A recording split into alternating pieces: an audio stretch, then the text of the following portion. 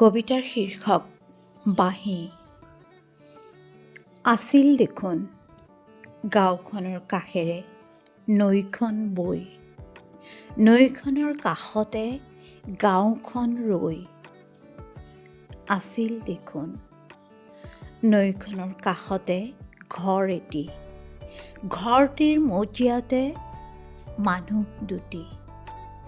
সুখতো নহয় ৰ'দতো, জোনাকতো, বৰষুণ বা ধুমুহাতো এখনেই নাও আছিল, এখনেই চৈ। মানুহ দুটিৰ এখনেই নদী আছিল, এখনেই পথাৰ। হঠাৎ কিয় ফাট মেলা বসুমতী চিঞৰ? হঠাৎ কিয় বুকুৱে বুকুৱে কেঁচাই খাটি নাচ?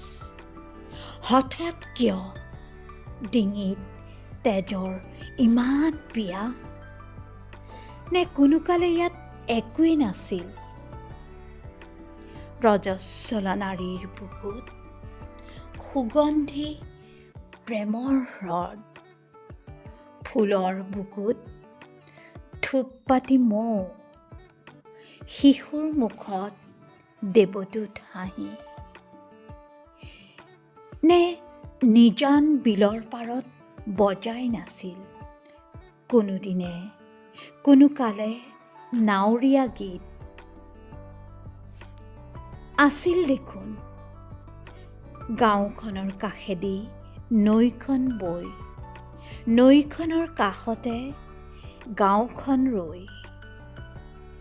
নৈখনৰ কাষতে ঘৰ এটি, ঘৰটিৰ মজিয়াত মানুহ দুটি।